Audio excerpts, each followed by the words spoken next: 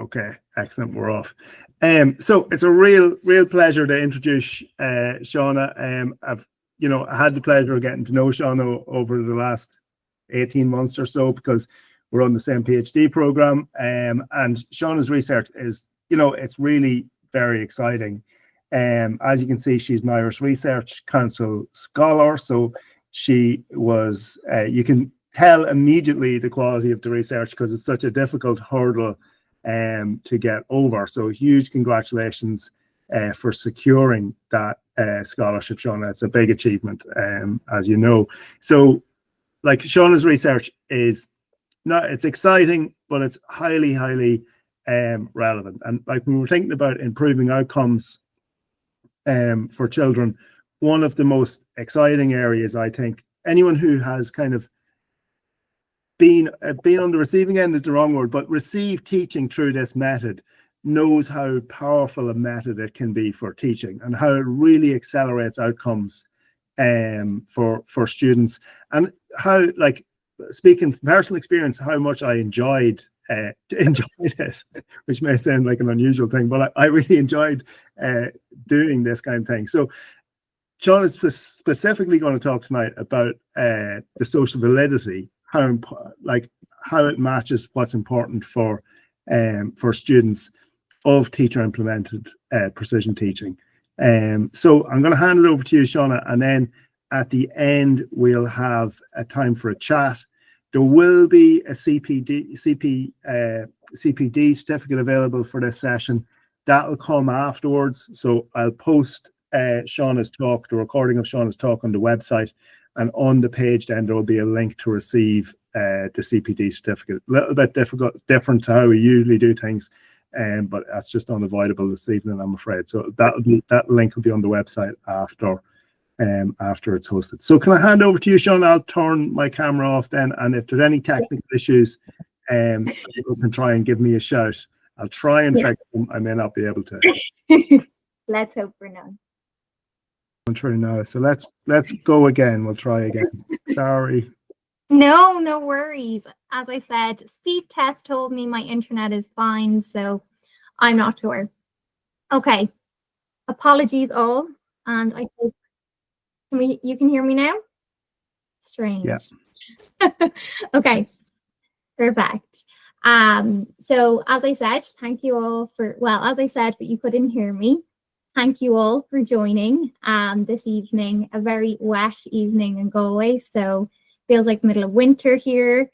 But thank you, Alan, and the Irish Society of Behaviour Analysis for inviting me here to talk this evening. I'm very privileged to have been invited to talk to you about the third study of my PhD.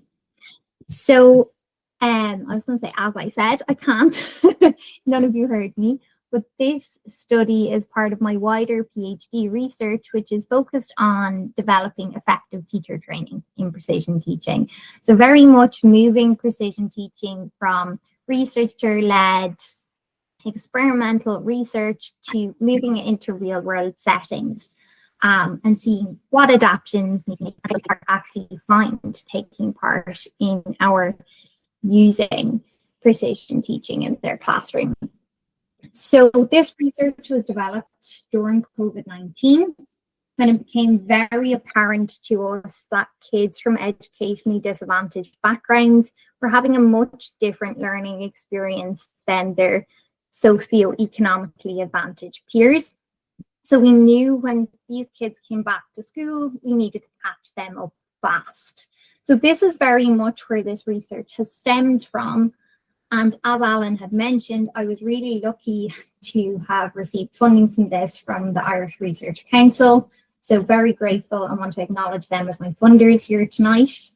And then acknowledge my amazing supervisors, Dr. Ethan McTiernan, Dr. Rick Kabina, and Dr. Chris Noon. And on this project also, I've had the privilege of working with Fallon Hannigan, an amazing research assistant. So for the rest of this presentation, you need not worry. I'm not going to teach you how to precision teach, but I'm going to focus on the social validity of teacher implemented precision teaching and focus on teachers and students' perspectives.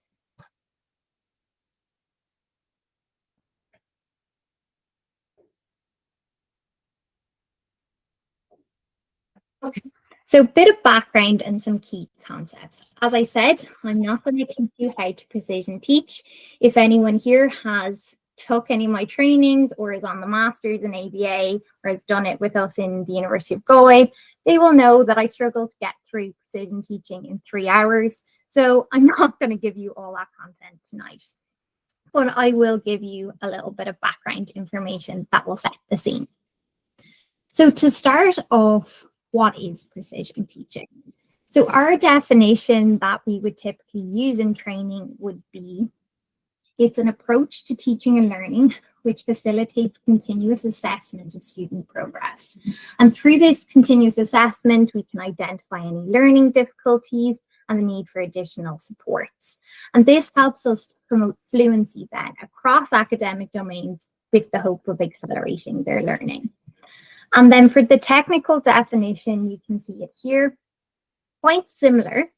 So it's a system for precisely defining and continuously measuring dimensional features of behavior and analyzing behavioral data on the standard acceleration chart to make timely and effective data-based decisions.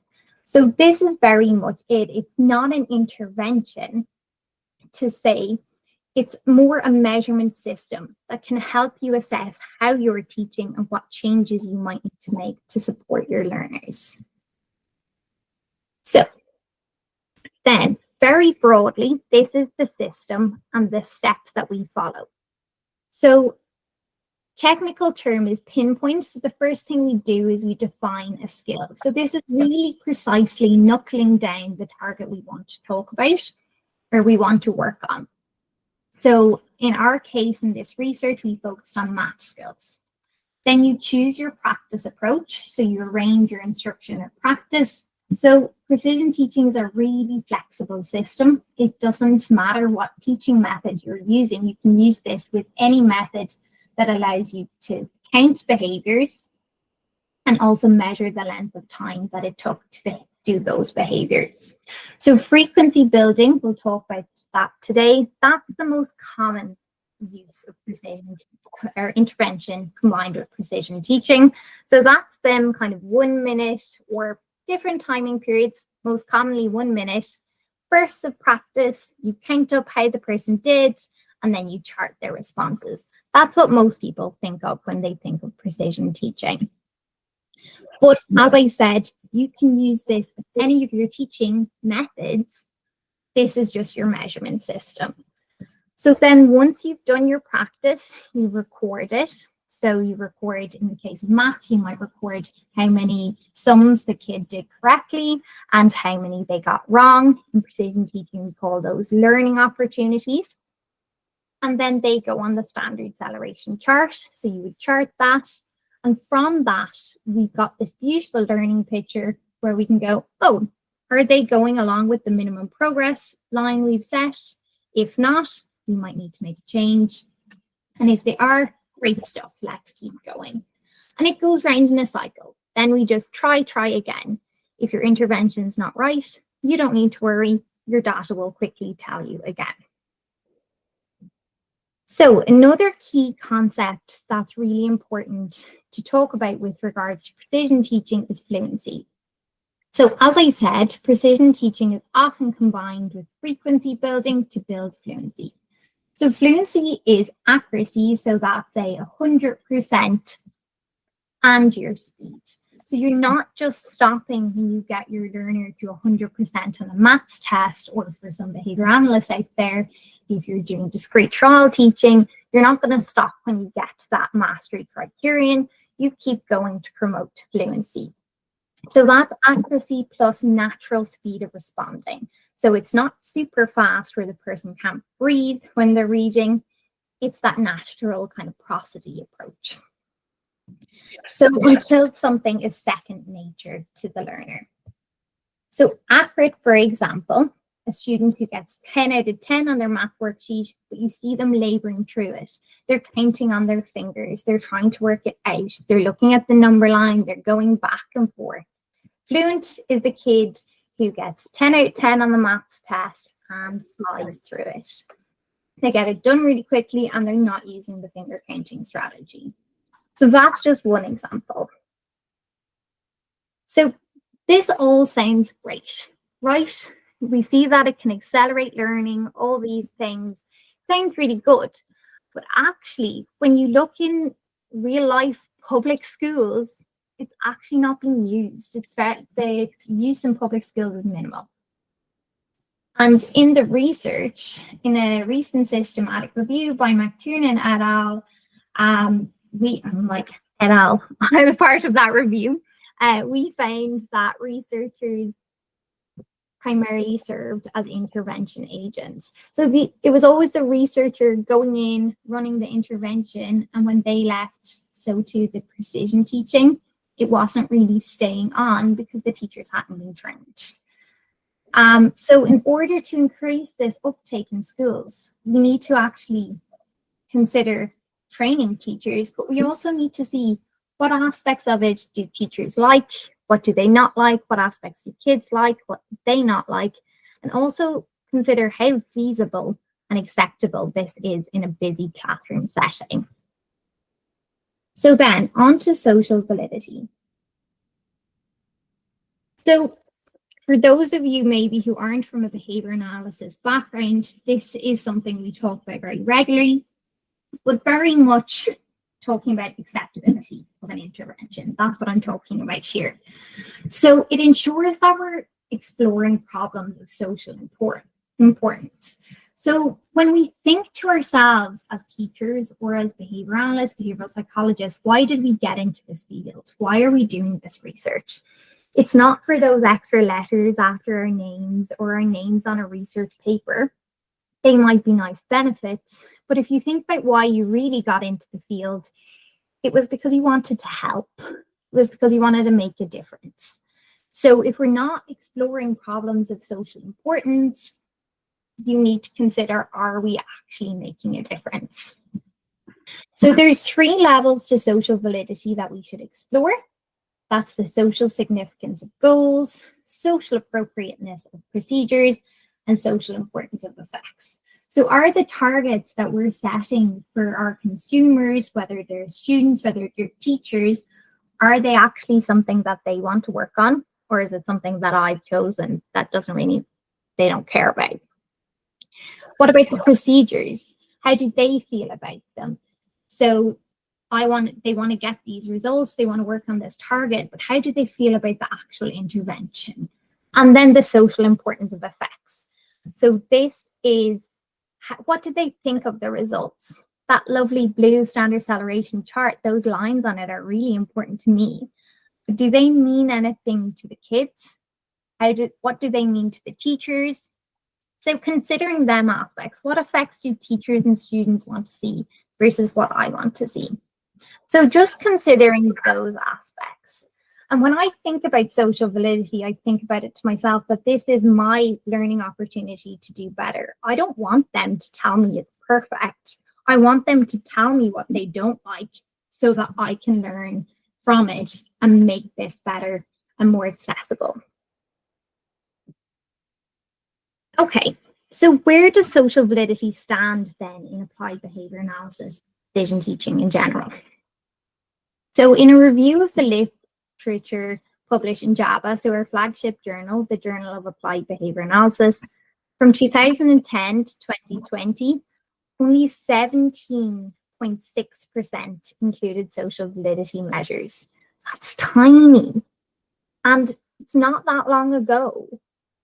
A little bit better in precision teaching. So in the review we conducted of precision teaching literature for the improvement of academic skills, only 36% reported social validity outcomes. Definitely better, for sure, but still not great. And only 2 of those were actually teacher-implemented precision teaching. So it's kind of hard to judge what the social validity is at the moment of teacher-implemented precision teaching. Do teachers and students actually like it? Then in that review by Leaf on the JABA papers, they found that only 3% used interviews and none actually used focus groups. So while questionnaires, surveys are really good and they're better than nothing, there's only so much you can get by asking someone, Did you like the intervention? Rate this from 1 to 5. We need to go further and get them those detailed insights. We need to find out what they didn't like so that we can change that for the future and include more of what they did actually like. Okay, but I'm not the first person to say this. So, subjective measurement in an objective science. We pride ourselves in the fact in behavioral psychology and behavior analysis that we are an objective science and we are mainly quantitative based. But this isn't a new area. One of the seminal papers in our field, How Applied Behavior Analysis is Finding Its Heart, emphasized this. So a great quote from that is, "It seems if we aspire to social importance, then we must develop systems that allow our consumers to provide us with feedback about how our applications relate to their values, their reinforcers." So Wolf said this back in 1978. So definitely not new. And then Schwartz in 1995 said that there's a clear trend emerging. The trend was the data are out and stories are in. And I'm with them. I love qualitative papers. They really entice you to read more. You want to hear what the people have to say. So we're very much getting to the stage now, which is quite nice, is that we don't see qualitative and quantitative in opposition anymore, but more so that qualitative can help us enhance our quantitative measures and interventions. So it's a feedback loop. We ask our consumers what they want, we find out, we use that in our research and our practice going forward, ask them afterwards, was it better, and so on and so forth. Okay, so with all that in mind, taking consideration of the limited research on teacher implemented precision teaching, the limited research on social validity, and then the limited qualitative explorations, we aimed to put all that together and explore teachers' and students' perspectives of the social validity of precision teaching for maths program. So the method then, we had 5 teachers in mainstream GESH schools take part. So we had 3 second-class teachers.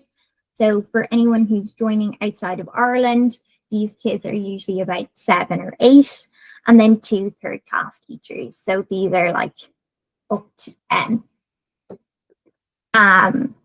So 4 female, 1 male. They had an average of 10 years teaching experience, all identified as Irish, and they had no previous experience with precision teaching. So GESH schools as well, if you're not coming from Ireland, GESH schools are educationally disadvantaged schools in Ireland. So then our students, we had 79 students take part in this study. I was shocked by the amount of kids who wanted to tell me what they thought. 45 second class students, 34 third class students. So about half and half male female ratio, and no students identified as non-binary. We had a mean age of 8.42 years, and we had 28 different ethnic backgrounds, which was so interesting. And you will see that relate to my results later on. So the most common background was Irish, followed by Ukrainian and Indian, and then we had a whole range of other backgrounds within the study. So a really ethnically diverse schools we were working in. Okay, so we did plan for social validity from the beginning. So this research was designed to target COVID learning loss. We found out kind of when we were designing this, we weren't so sure of the impact, but then the results and the research started to come in that these kids from educationally disadvantaged backgrounds were suffering up to 60% larger learning losses than their socioeconomically advantaged peers. So this was a huge gap in learning that teachers were having to cater to. We also planned to match this with the GESH plan. So the GESH plan, this is just a snippet from it here, calls for research to information, evaluation, and feedback to track progress being made towards the goals of the plan. I was like, tick, tick, tick, precision teaching can help you with all of this. And the goals of the plan, they're highlighted here. They're quite small, but you can see that they talk about like increasing fluency in numeracy and numeracy scores. So, and reducing the gap there. And then at the same time as we were developing this project, the new primary maths curriculum was coming out in Ireland that put an emphasis on, this is their little maths tree, which I actually really like. We always had the 5 pillars of reading, but we didn't have that for maths. And it's really nice to see that we do have that now. And even more exciting, procedural fluency is in there. So we were able to link this to the new primary maths curriculum. And it also recommends to teach maths through fact families and start teaching kids about data young. So we taught them about the standard acceleration chart. But just because I think something is socially valid doesn't necessarily mean that the people on the receiving end of the intervention will. We'll get to that. So the intervention, we trained the teachers to use precision teaching and frequency building to teach math facts to fluency. I used behavioral skills training to train the teachers. So we used the instruction, model, rehearsal, and feedback approach. We had 2 different schools who had different amount of teachers in the training. So we required different hours, different length of time. And then it was followed by an in-class coaching segment. So that's where we got in the modeling, rehearsal, and feedback element.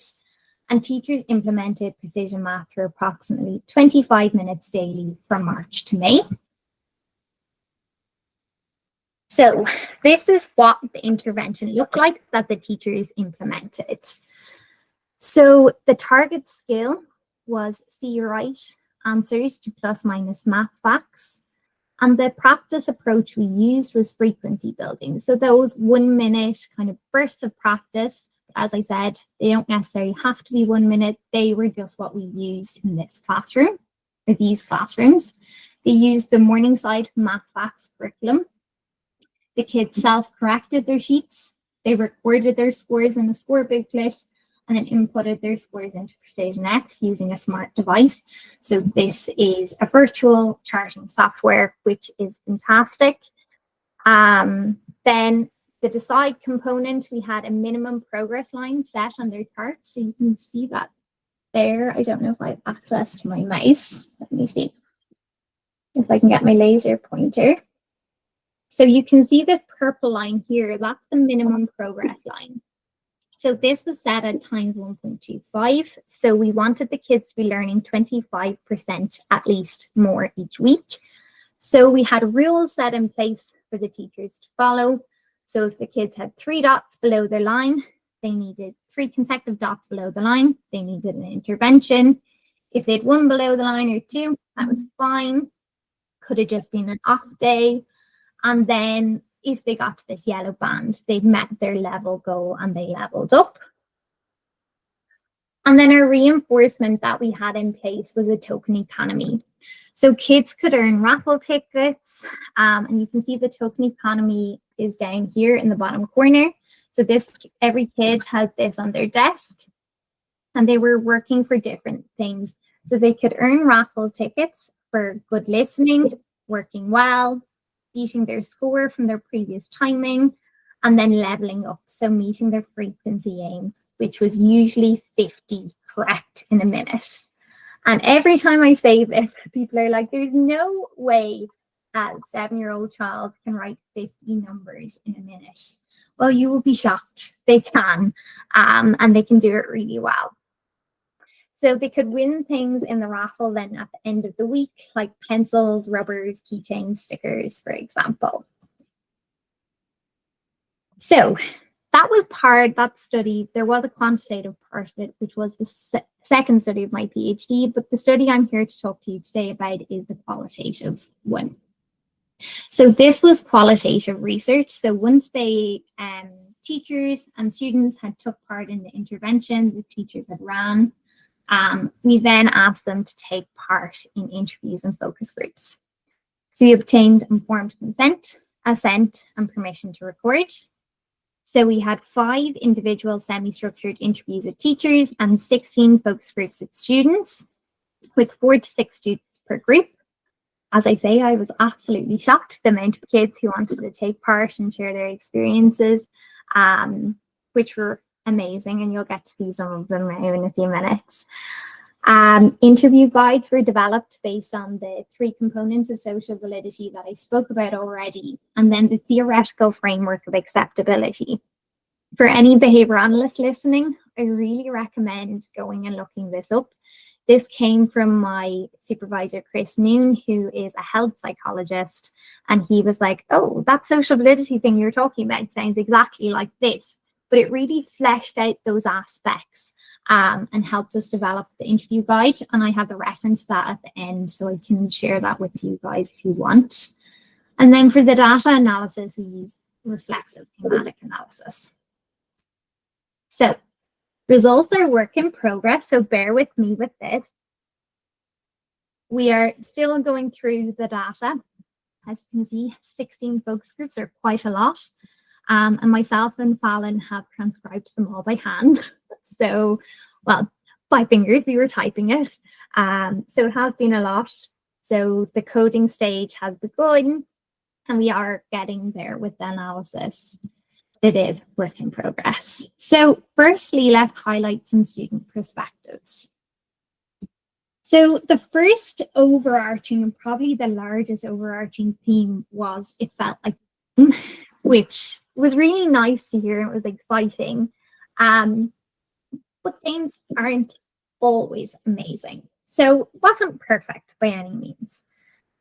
I know in qualitative methods, we're not meant to count, but I'm not going to be able to take off my quantitative head completely.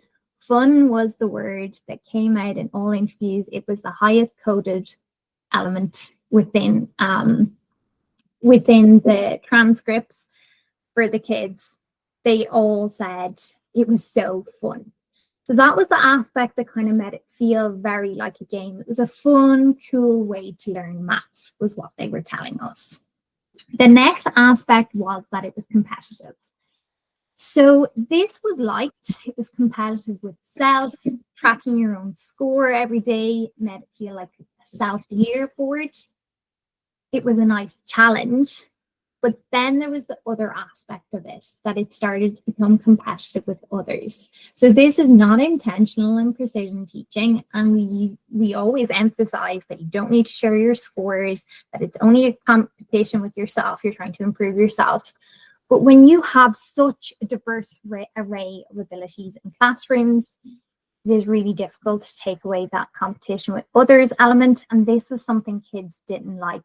Kids started to feel uncomfortable when others were sharing their scores. So this was something about the game element that they weren't so fond of. They loved winning. So they loved winning the raffle, which was very funny. And from doing fidelity observations in classrooms and going in and doing the checks, watching the kids winning was a highlight for me. They loved it, but they also loved just leveling up. So that meeting their frequency aims, so that 50 to 60 in a minute, the feeling of that, they loved that as well. And they said that felt like winning. They all wanted to continue, which was lovely. And this whole wanting to continue when they started doing timings. So that almost addictive element of the game is when you start to succeed, you want to keep going and build up that momentum. It was stressful sometimes. So games can be stressful. Kids said that they found it stressful sometimes, but it was a good stress. Most of them said. But then sometimes the time pressure would get a little bit too much, and that stress was not liked. So while the kids did like that element of getting prepared and being really focused, they did say that they found the stress got a bit too much sometimes. So some nice quotes from that then are, I loved it because it was like kind of like a game. You level up and you try to go ahead of everyone. So you see that competition element starting to come in there. When I place my scores, so this into the app, It just makes me want to beat my score, and I love beating scores. It makes it exciting and fun. And then another student had said, I get stressed easily and I don't like when I get stressed, which is completely fair. So then the next element or the next core theme that came out for the students was it's not all about the prizes. So often when I talk about this with teachers at the start, we do talk about the fact that the prizes are going to be a big motivator for the kids. And they definitely are at the start. But a lot of other reinforcing elements start to come into play. So there's layers to that reinforcement or motivators. So most of them liked the prizes, but some of them actually didn't like the prizes or weren't working for the prizes at all. So what was motivating them to work faster or work harder? They said it was just fun doing it, taking part in it was fun. One really nice thing that came across for so many kids was that they liked seeing the points on that token economy board. So they all had their little token economy, and when they'd be good listening or working well, teacher would say, give yourself a point, and they'd write a little point on their board with a whiteboard marker. And the amount of kids that just said they just loved that, and you asked why, and they were like, just loved how it felt. And that links to the next part about they felt so proud. So many kids, I was like, wow, for 7 and 8-year-olds, they were coming out with these huge big words, which was so cute, talking about accomplishment and how proud they felt of themselves. So they were doing it for that aspect of it as well. They also liked the feeling of doing the work. So they started to talk about that element of almost automaticity. So how they felt when they were in the groove or in a flow state while they were doing their work. Another element was they liked getting access to higher levels. So the program has multiple different slices or levels, or if you're a behavior analyst, like STOs. So they just loved moving on. Sometimes it was literally getting that new sheet was the thing that motivated them. And they loved the praise. They loved being told that they were doing well. And they said that they were talking about, oh, they love that they liked when teacher told them that they were doing a really good job. So that was really nice. So you can see here some quotes from the kids. I just love getting ticks. I could feel proud of myself. I love the maths, but not the raffle. And then I like getting to the harder levels. Another aspect for the kids was that it made them smarter. So most of them felt like it actually made them smarter. A lot felt like maths became easier for them. They could concentrate for longer.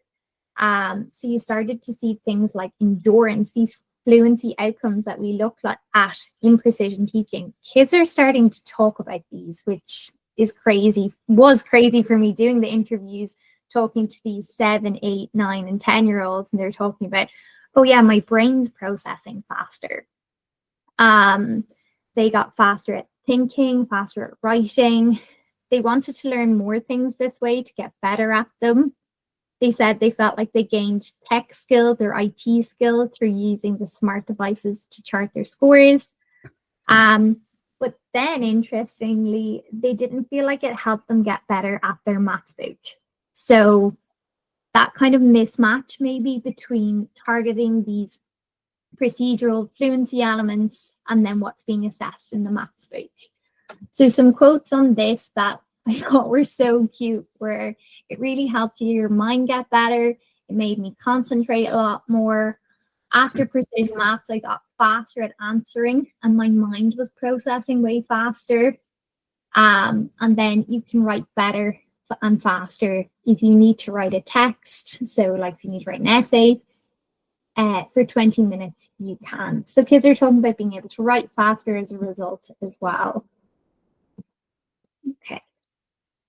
But nothing's perfect. So there's room to improve. So anyone from Ireland in my audience, I got a good laugh. Like all I could think was when I was creating this theme was Dermot Bannon and his room to improve. But yeah, so with everything, nothing's without flaw. There's room to improve.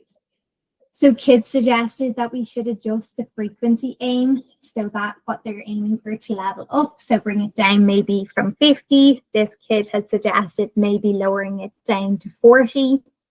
Other kids recommended adjusting the timing length, that 1 minute was too short to achieve 50, that we should increase it to 2 minutes maybe instead. Working towards a shared goal. I thought this was really nice. That kind of aspect of the kids were starting to not like the competition it was bringing out in each other, that they would prefer to work towards a shared goal. Another one, more color. I was like, I'm with you there. So anyone who's seen a standard acceleration chart or these worksheets, very black and white or blue and white. So these kids wanted a bit more life in their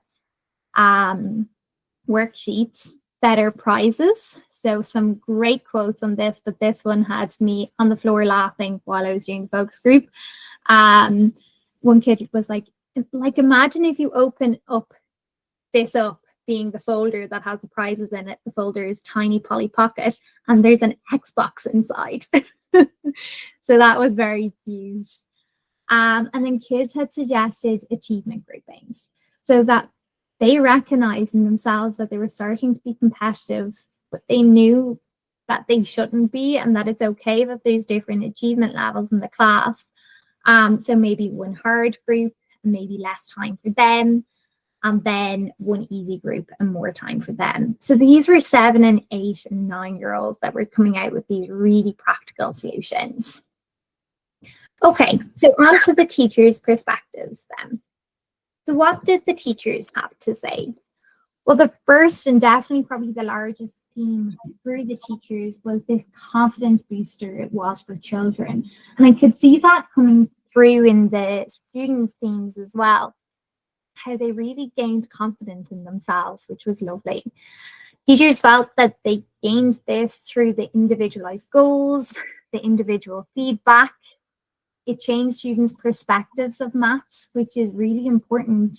Teachers had mentioned in schools like the ones I was in, that were in Galway kind of city, and also quite disadvantaged schools as well. So students were so proud. Kids talked about bringing worksheets home to show their parents, and talking about this at home with their parents, which was lovely.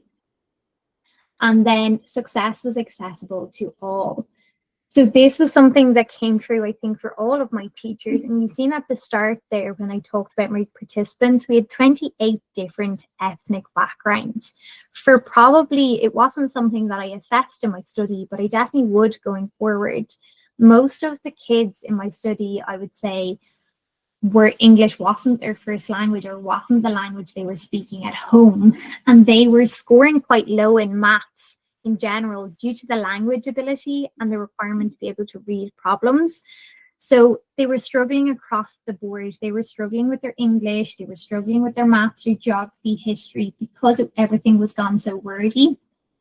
So this was a nice element for them because it was just maths sums on a worksheet. They were able to succeed. So some nice quotes on that is actually other kids that may not have been doing so well, this is their outlet to achieve, which was so touching for me, I felt. Another teacher had said maths has gotten so wordy, which is so unfair for any kids who have any language struggles.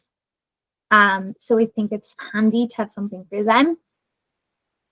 Another teacher said, you found it gave a lot of the boys and girls confidence that didn't have confidence before, which is really, really good. And then another said, kids who didn't have the confidence in maths were well able because it was at their ability level. So really nice telling parts of it there. Teachers said that it changed their perspective of teaching. They now acknowledge the value or the importance of fluency and that difference between fluency and accuracy. This theme came up, the sub-theme that teaching doesn't equal learning.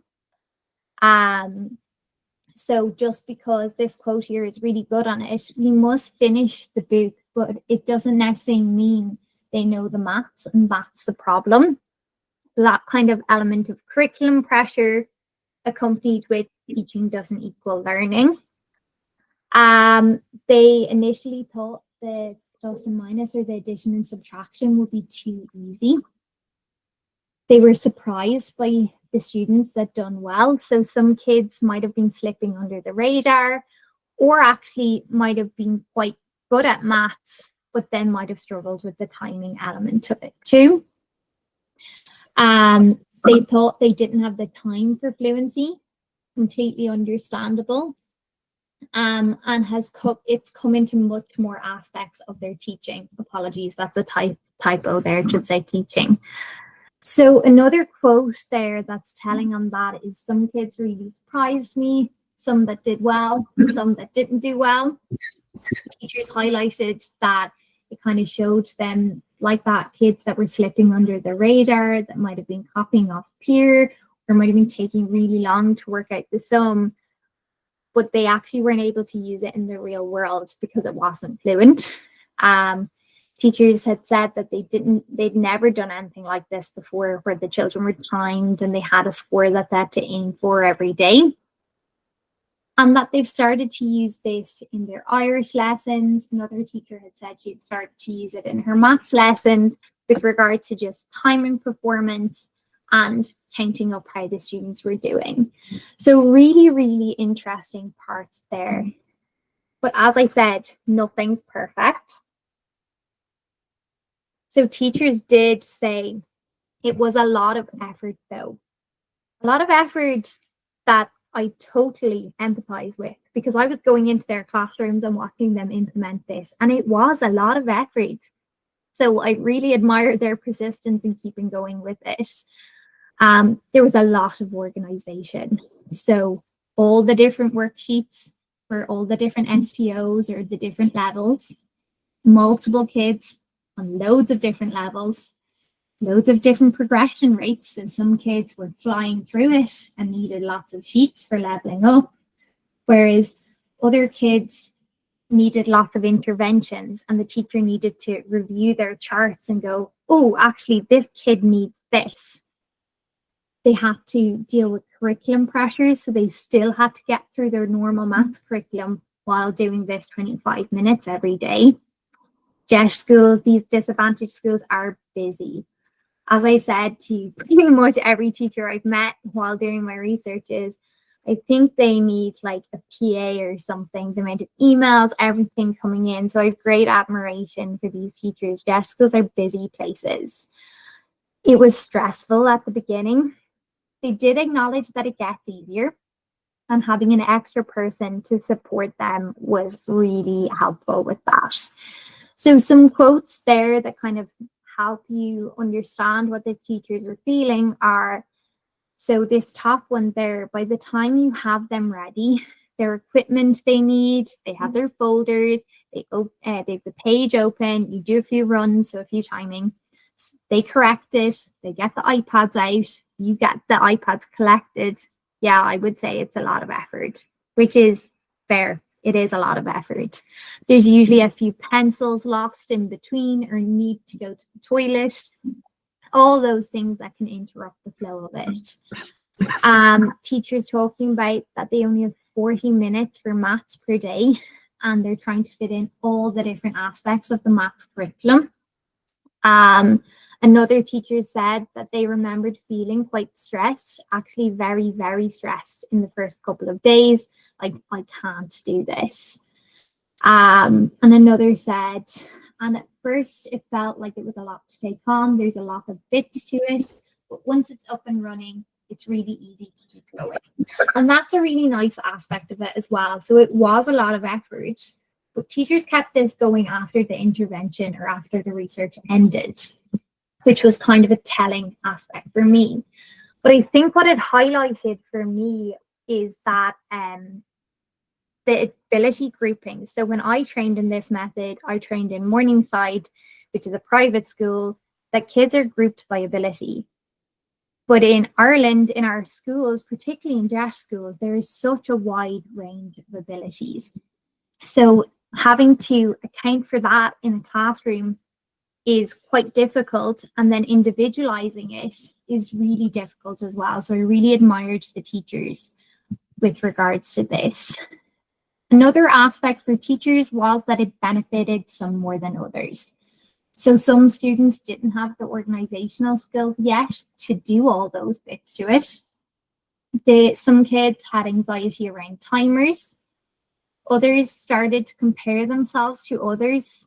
And like that, you have such a diverse range of needs and abilities in a classroom that was quite difficult as well. Some were constantly leveling up, some needed more interventions. So I'll just pick one quote here just out of interest of time and to allow for questions at the end. But this one for me was really telling and really nice that this teacher was considering this. Was you have to be mindful that they're not comparing themselves to someone else. You really don't want them to get disheartened if their target is 12 and someone else's is 15. So yeah, it was quite difficult with that range of kids in the classroom. And also such large class sizes. Some of the class sizes were up to 26 kids. Okay, so kind of to sum up, was teacher implemented precision teaching socially valid? So breaking it down into 3 components, the social significance of goals. Teachers and students initially thought this goal was too easy. So while the questions were easy, achieving fluency was really difficult, perhaps too difficult for some. So we could probably do a bit more work there. Social appropriateness of procedures. The gamification element was loved by the students. The timer was not loved so much, but this was an element the teachers really liked. And it was a lot of effort on already busy teachers. And then the social importance of effects. So children believed it helped them get smarter, but not always better at the way maths is examined or tested in schools. Teachers saw the benefits in maths, but also in non-target skills like confidence, resilience, and independence. So overall, yes, it was likely socially valid, but definitely room for improvement. So some potential future directions could be to explore practice times shorter and longer than 1 minute. So precision teaching is a really flexible system. It doesn't have to be 1 minute timings. We can shape this up to 1 minute if we do want to get back there. So we could do 15-minute or 15-second bursts, or we could go even longer and go for 5 minutes and work it back down. So this can allow students to build endurance and also account for processing speed differences. So we recently wrote a commentary paper and we discussed these adaptations within it. So what you might need to, adaptations you might need to make for some learners. You could also look at practicing using a stopwatch versus a countdown timer. You don't necessarily have to do a 1 minute burst. You could see how long does it take this student to complete 50 sums. It just involves a different way of charting it. The selected rewards weren't always reinforcing for all students. So potentially look at doing a preference assessment with kids beforehand. With these kids who were verbal, we could give them a little menu, reinforcer menu, and ask them to select what ones they would like to have in their reinforcer box or folder. Not an Xbox, I don't think, but some more achievable ones. I think there's need to conduct more qualitative studies to gain a more in-depth insight into the understanding of social validity and acceptability of other behavior analytic interventions. And I think, unfortunately, I came to this too late in my PhD journey, but we should really co-design interventions with teachers and students. It's something I'm doing now as part of additional research, getting the teachers' feedback from the get-go, asking them what targets do they want to work on, and asking them, okay, how would this work in your school? What adjustments do we need to make based on your circumstances? So yeah, that's me. apologies for the tech difficulty at the start, but I hope I wasn't talking to myself for the last 15 minutes. And yeah, I'm open to any questions anyone might have. No, thanks so much, Shauna. Yeah, amazing work. You're dead right. I'm going to make sure people can turn on the microphones. So if you have a question, don't be shy. Either raise your hand or come in. Yeah, and it's amazing. I was while you were going through that you mentioned gamification, and we recently attended a conference, the Division of Behavioral Analysis annual conference, where Dr. Conor Lenihan spoke about some of the aspects that are embedded, and the Xbox code as well. Some of the aspects of computer games that are very analogous to this kind of work. So starting small and building up, for example, and then that sense of achievement that you achieve from mastery of the skill. So from competing against your former self rather than competing against your peers necessarily. So those kind of analogies are really interesting. I wonder, do you have any thoughts, Shauna, on how to account for that between students competition that you spoke of, or any ideas about how that might be addressed, or anything that came up from the students about addressing that? So I think teachers actually came up with really good elements of it, and the kids did as well. And it was the similar thing of the achievement groupings. So I think that stations is an approach that is used in schools within Ireland, where there's different tables and you rotate and there's different activities going on at each. So perhaps there's different stations. Some kids are working on some other independent book work, maybe others are doing like their Lego maths work. Mm-hmm. So like building some concrete shapes, and then others might be doing their frequency building and precision teaching at a different table, but kids of a similar ability.